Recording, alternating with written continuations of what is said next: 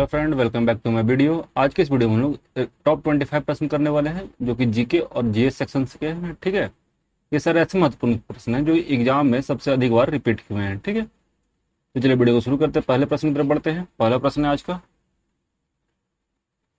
देखिए। 7 मार्च 2022 को सरकार ने 11 से 14 वर्ष के आयु वर्ग में स्कूल से निकली किशोर लड़कियों को फिर से नामांकित करने के लिए एक योजना शुरू की है। ठीक है, ये तो बात हो गई। योजना का नाम पूछा गया है, योजना का नाम क्या है? तो योजना का नाम क्या है तो आपको ध्यान रखना है। योजना का नाम है कन्या शिक्षा प्रवेश उत्सव। ठीक है, ये योजना का नाम है। ऑप्शन नंबर 1 जो है ये सही होगा।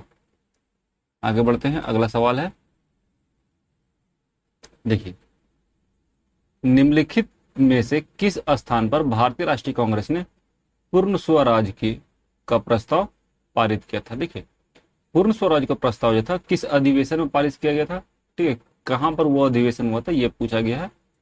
किस अधिवेशन में पारित किया गया था पूर्ण स्वराज की मांग? तो याद रखिएगा, लाहौर में जो अधिवेशन हुआ था, लाहौर अधिवेशन में ये बात को पास किया गया था। ऑप्शन नंबर 3 सही होगा। आगे बढ़ते हैं, अगला सवाल है, देखिए।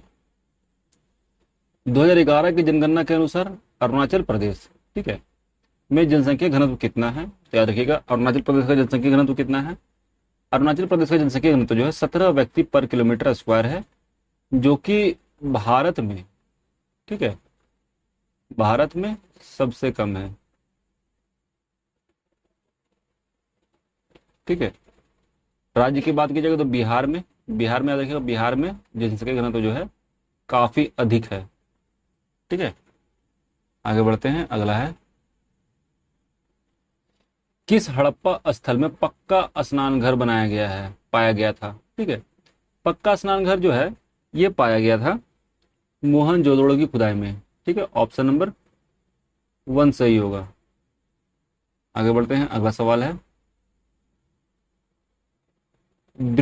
दिसंबर 1929 में भारतीय राष्ट्रीय कांग्रेस के अध्यक्ष जवाहरलाल नेहरू ने औपचारिक रूप से ब्रिटिश सरकार से खालिस्तान की मांग की थी। तो इन्होंने मांग की थी पूर्ण स्वतंत्रता की, कंप्लीट इंडिपेंडेंस चाहिए हमें। ठीक है, इसकी डिमांड की गई थी ये, इसलिए ऑप्शन नंबर 1 सही होगा। आगे बढ़ते हैं, अगला है, अप्रैल 2022 में प्रधानमंत्री स्ट्रीट वेंडर आत्मनिर्भर निधि, ठीक है, पीएम स्वनिधि योजना को दिसंबर तक बढ़ाया गया था। किस साल के दिसंबर तक बढ़ाया गया था? तो याद रखिएगा, यह बढ़ाया गया है 2024 के दिसंबर तक। ठीक है, इसलिए ऑप्शन नंबर 3 सही होगा। आगे बढ़ते हैं, अगले सवाल, देखिए। अगला सवाल एक खेल से जुड़ा है। बिशप, बिशप जो वर्ड है ये शब्द किस खेल से संबंधित है? तो याद रखिएगा, ये बिशप जो है ये शतरंज से संबंधित है। ठीक है, शतरंज से संबंधित वर्ड को शतरंज से संबंधित है बिशप वर्ड। ठीक है, इसमें जो सिपाही होती है, सिपाही, ठीक है, उसे ही बिशप कहा जाता है। ठीक है, आगे बढ़ते हैं, अगला सवाल है,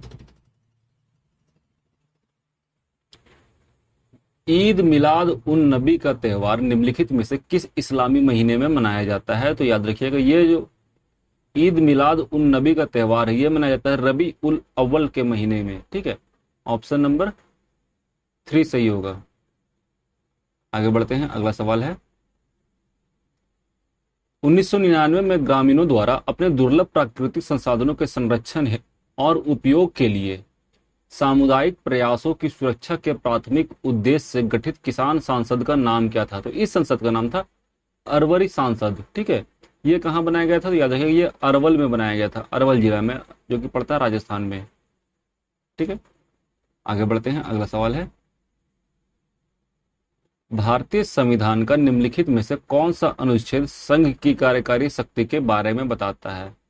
संघ की कार्यकारी शक्ति की बात हो रही है, तो ये कौन सा अनुच्छेद बताता है?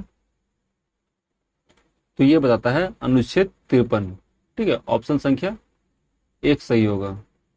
आगे बढ़ते हैं, अगला सवाल है,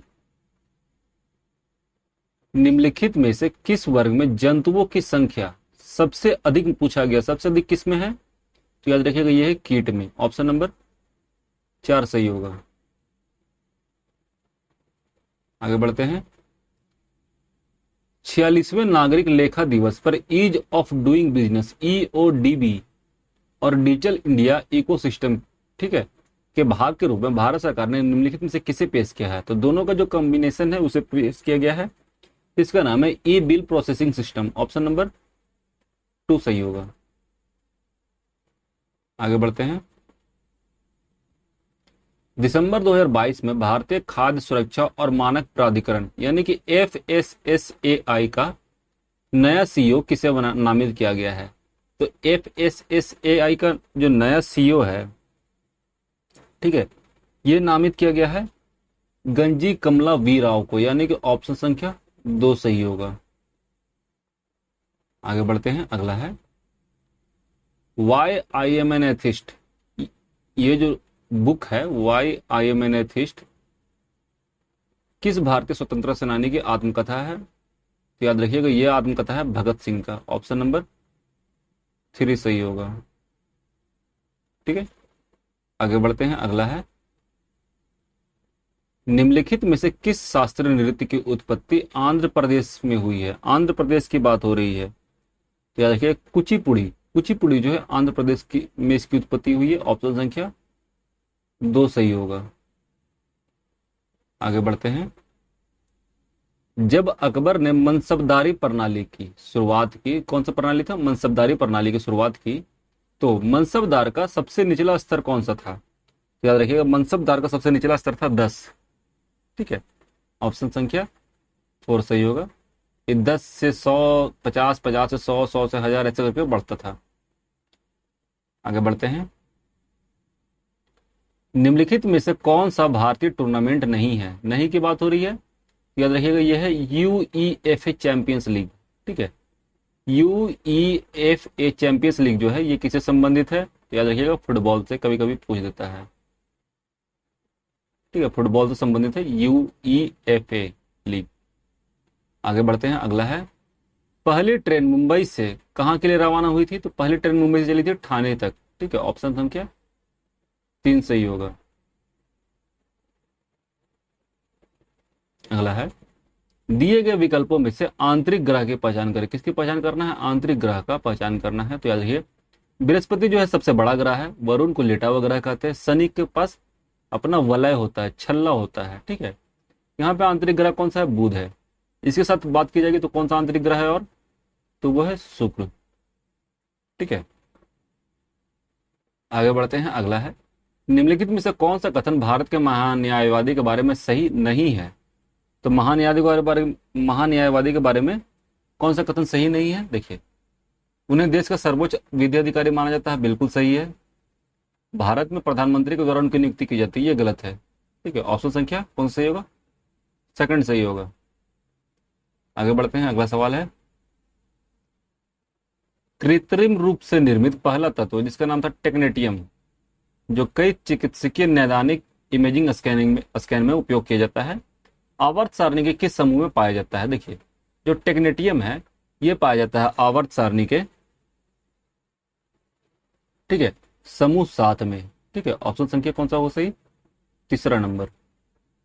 आगे बढ़ते हैं। अगला है भारतीय संविधान के न्याय के आदर्श किस देश से ग्रहित किए गए हैं? तो न्याय के आदर्श की बात हो रही है तो ये ग्रहित किए गए थे USSR से। ऑप्शन संख्या 2 सही होगा। आगे बढ़ते हैं। अगला है शास्त्रीय संगीत में नाट्य संगीत संगीत नाटक का एक रूप है जो महाराष्ट्र में आज भी प्रचलित है। बाल गंधर्व इस संगीत के रूप के प्रतिपादक हैं। उनका वास्तविक नाम क्या है? तो याद रखिएगा उनका वास्तविक नाम है नारायण श्रीपाद राजहंस। ऑप्शन संख्या 4। ठीक है, आगे बढ़ते हैं। अगला है थानेश्वर, जहां वर्धन राजवंश ने शासन किया था, वर्तमान में किस राज्य में है?